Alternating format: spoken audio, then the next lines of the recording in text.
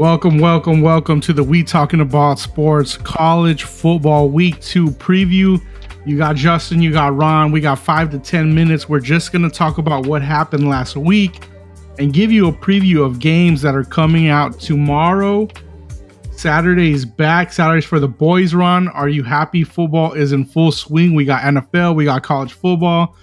Baseball's getting to October baseball. I mean, we're heating up. This is Sports Prime, baby. We're heating up. It ain't Christmas, but it's the most wonderful time of the year. I love this year, baby. We're getting into September, October. All the sports are going on. Baseball's, about to hit the playoffs. Fantasy football just kicked off. You have these crazy games that we're going to get into for college. I'll give a little hint, Michigan and Texas.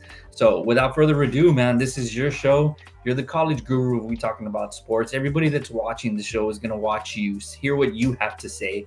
All right, because you're the genius here. All right, you're the mad genius behind the We Talking About Sports College. I'm the Mad Hatter. All right, let's get into the top 10 then. We did see some movement. We got Georgia at number 1, 2 Ohio State, new team at number 3, and that is Texas. You can see Oregon has moved 4 spots down to number 7. They didn't lose. They just didn't look that great. Alabama came out, new coach, Kalen DeBoer, and guess what? They don't miss a beat on offense. Defense, they held the team to 6 points or 0 points. Looked pretty solid. We go to Notre Dame. They had the nighttime game. They went to Kyle Field at A&M, and they showed out. So those are the top 10, Ron. Which game did you see last week of the top 10? Shoot, I caught a little bit of the Georgia game. Obviously, I caught the Texas game for sure. Couldn't forget about my boys at Bama. No more Saban. It's weird seeing them not on the sideline, but I caught a little glimpse. I'm not going to lie, man. I didn't see everything. I saw little highlights, little clips here and there. But these grades, that's what I'm interested in because I see some C's, man. And I see a C on Michigan. I see a C on Oregon. Why did you give those C's? So I gave out some grades this week, and we can talk about Oregon and Michigan because they got the worst grades of the week. Oregon, you know what? They're playing a team that they should cover. It took the fourth quarter to beat them. I expected Dan Lanning's offense and defense to be a lot better than what they showed. They shouldn't be struggling against week 1 teams. Like, it's not a top 25 team they're playing. You know what I mean? This is Idaho, the Vandals. The Kirby Dome, it's not even over there. They're playing at Oregon. Like, there's no excuse to be winning that game 24-14. They got the Heisman hopeful favorite, Dylan Gabriel, the transfer from Oklahoma over to Oregon. That offense is supposed to be humming. That's not the drop off they're wanting to see. I didn't like the way it looked. It looked a little sloppy. I expected a lot more from Dan Lanning.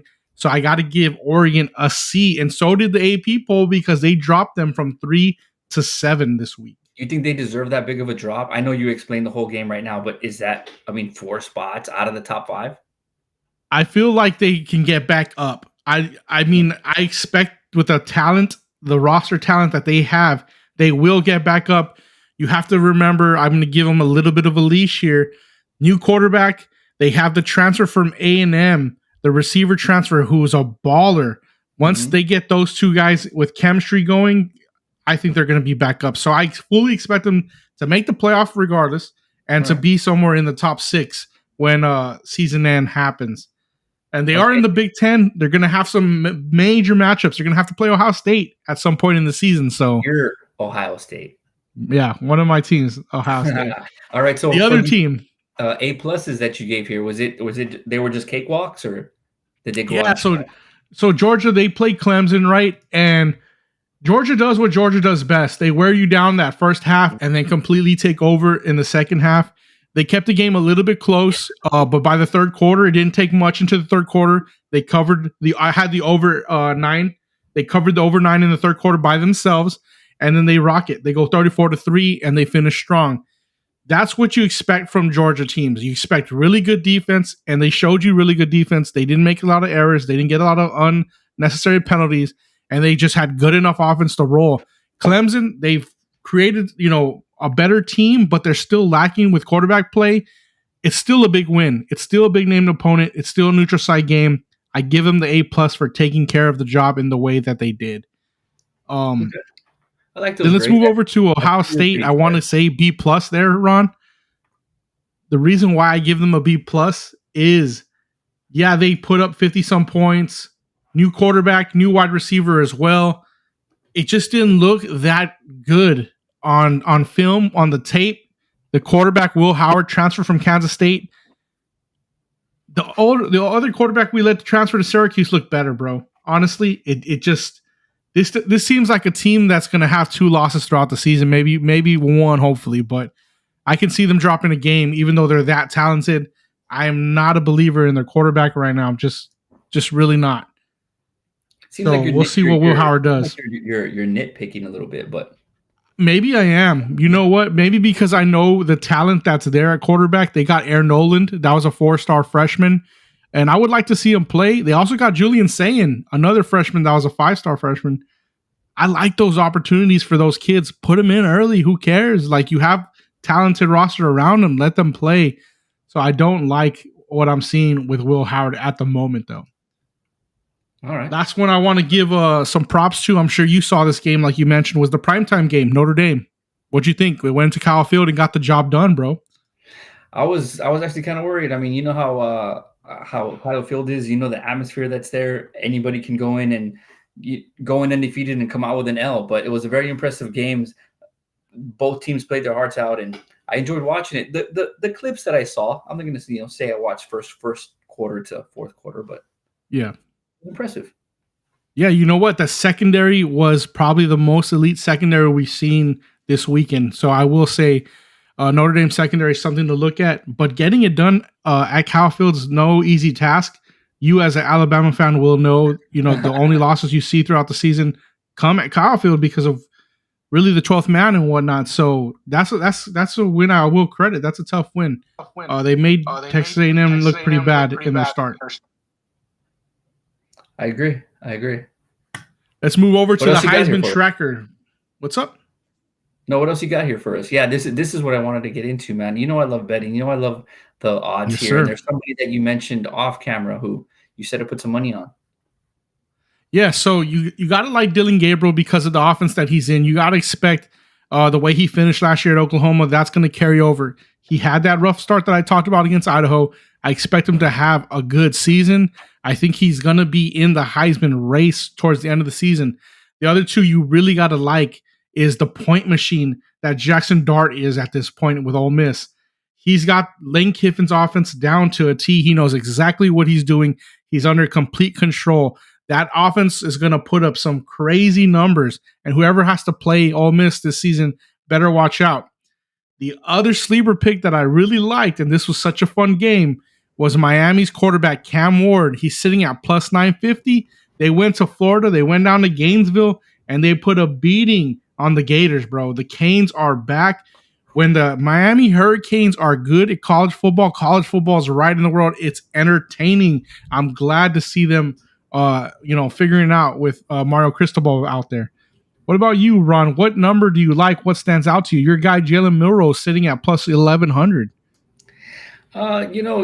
It's never bad to go with somebody like that, but I mean, no pun intended here, all right? But let's try to hit the bullseye with Mr. Dart from Ole Miss. That game was something that I did see, and that offense looked impressive, man. At plus, what you got here? Plus 850. I don't mind sprinkling a little bit of that. So Mr. Dart is probably who I would sprinkle on if I was a betting man for my Heisman tracker. I really like that pick. If he does keep showing out, you're going to see 850 go down, 700, 600. He becomes a Heisman favorite. And you're here saying, hey, I saw the We Talking About Sports podcast, and they told me to take it when he was plus 850, and I didn't listen. So get your lunch money out, put some 850 on Mr. Dart from Ole Miss. There you go. Let's move on to the game of the week here. This will be where game day is at this Saturday. Ron, can you believe it? This game is at 11 a.m., and it's not the primetime night game. I hate that, bro. I hate when they do, like Texas at 11, because I work Saturdays, right? Unfortunately. And I'll catch the 2 o'clock, 3 o'clock games, for sure, the 5s and the 7 o'clock prime times. But why so early? And for the Texas fans, you want to tailgate, for a while. You don't want to have to wake up at 5 a.m., 4 a.m. and, get your drink on, which it wouldn't be a bad idea. But 11 o'clock, fuck it, I'm going to miss it. But I'll try to get out of work as fast as I can to see this. My opinion on the game is that Michigan is not who they used to be. Your boys from Texas, we saw Worthy last night with the Chiefs. He actually absolutely showed out with Patrick Mahomes over there. And Ewers is playing some of the best ball of his career. I thought he might have had a little fall off. I'm a big Archie Manning guy. I want him in there already. But hey, I'll pump the brakes there so your team can keep on winning with their quarterback. I like Texas at number 3 overall ranked, and I think they take care of business on Saturday. Yeah, I'm with you on that. Unfortunately, we do got the day game. It's also fortunate because it is at the big house. It's at Ann Arbor, and the weather's going to be in the 50s. You know, us Texas boys, they were practicing the heat, 100-degree weather in Austin. Now they got to go into the 50s. That's something they're going to have to get used to. I'm going to give it a quarter before they get used to it. Now, the good thing is Quinn Ewers, he did attend Ohio State for 1 year. So he's seen what the weather is like over there. He understands how to play in weather like that. Did he get on the field a lot? No, but through practice and whatnot, I think those reps matter. I think those reps count. And I think that's going to help on Saturday. What we saw from Michigan, I gave them a C ranking because it took until the fourth quarter to cover for them against Fresno State. The running back option that they have at number 1, Donovan Edwards, he didn't look like the Donovan Edwards of last year. He just did not. The new offensive line, all 5 guys gone. This is a whole total new offensive line. Quarterback McCarthy, gone to the NFL. Connor Stallions, booted. You know what I'm saying? Harbaugh, gone to the NFL. The defense, they still return that one cornerback that's elite. Other than that, there was plays that I saw Texas run that Fresno tried to run as well. They didn't run them to success, but Texas will run those plays to success.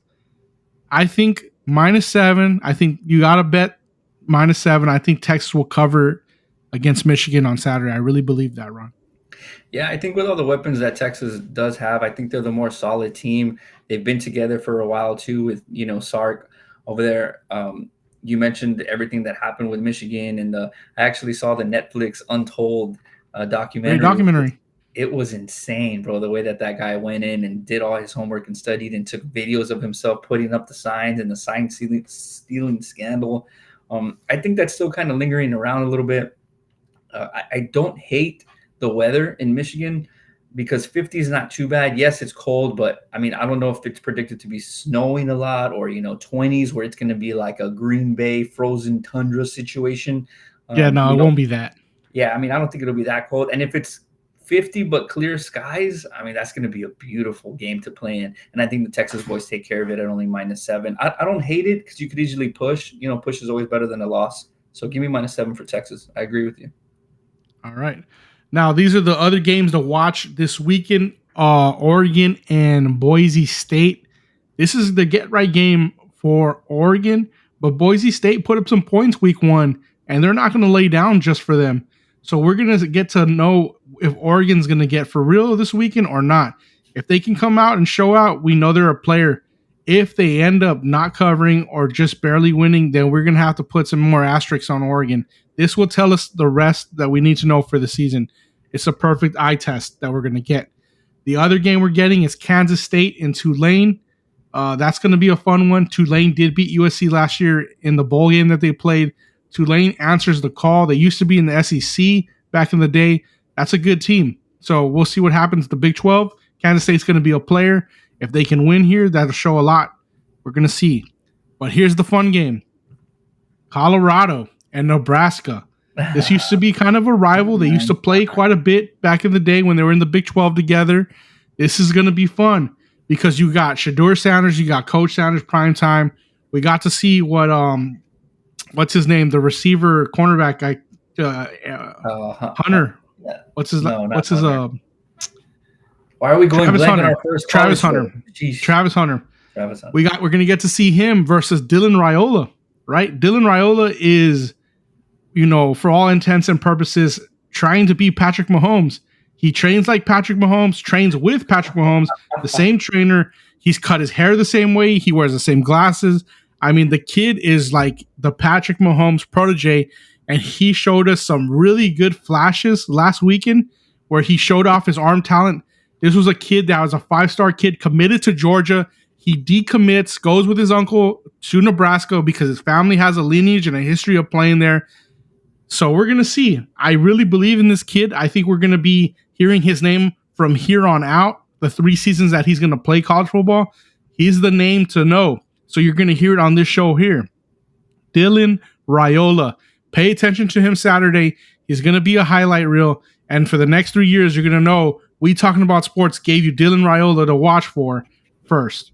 September 6th, 2024. Get that There we receipt. go. Well, Ron, that's all we have for you today. right, we're glad that y'all tuned in. Before we go here, all right, so we get the top 20 week 2 matchups. There's 4 matchups on the screen. Give me the winners real quick from each game. I know you went over them, but just hit me with a... Give me Texas. Give me Oregon. Give me Tulane. And then I'm going to take Nebraska in the upset here. I think they can get it done. I'm really believing in this kid, man. I really like what I saw week 1. All right, so there are your top 20 week 2 matchups. Justin just gave you the 4 winners. We'll come back. We'll see how we did. Hey, but thank you, man, for having me on. I'm just gonna say your show because this is your show right here. No, this is We Talking About Sports show. Then the guys are on. They're on. Nothing's mine. I'm a humble man. All right, man. Anything else that you want to say? The floor is yours. Just real quick. We do got Survivor going on. Okay. Ron, I think we're upwards over 40 some entries. So the prize pool is winner take all, and it's probably over $800 at this point if everyone's paid up at this point. Yeah. So you have a little bit left to get into it. We already had a game Thursday night. There's going to be a game Friday night, but Sunday slate is still open. Get into Survivor if you haven't. It's only $20 to enter, and the pool is at $800. It's sitting there. How Survivor works is you pick one team per week. You cannot pick them again, and you got to be the last one standing. So super fun, gives you something to do, and makes the games more watchable because you're going to be cheering your team to win that week. So for $20, it's well worth it, Ron. Yeah, I like the point that Roland made. He's like, if your fantasy day just went to total and complete crap, at least you might have your survival pool who can pull out a win for you there. So I'm excited for the survival pool. Go to our social medias, DM us, message us, follow and like, so you can get some info on how to sign up. Super easy, and it's fun too, and you can win some cash, which is the best part. Season should be over right around Christmas time, regular season at least. So, maybe a little extra money for the holidays. Last things that we got to talk about is Sunday mornings are back. NFL Sunday morning. Be with us 10 to 10:30 range. We will start the show. Me, Ron, Ben, and Roland will be in full force Sunday morning. Fantasy questions, betting questions, starts, weather. We're going to have it all. We'll be there Sunday morning to talk with you guys. Thank you for tuning in, Ron. Peace. That's it. Let's go. See y'all Sunday.